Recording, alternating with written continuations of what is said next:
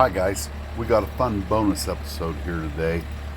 Recently took some stuff to the scrapyard, and these are a couple young guys that are starting the scrapyard. But what you see here is a boulder being hoisted into the air, and it's going to be dropped on what's probably a 50 horsepower electric motor. And they were busting motors up. I think it's a hoot. They didn't have a long, complicated process to get the outside housing off those big motors. They dropped a boulder on it. Oh wow, most of the outside case is gone.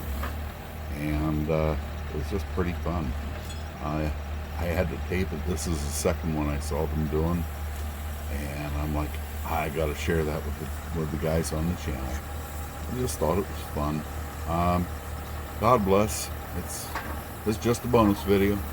God bless. Have a great day.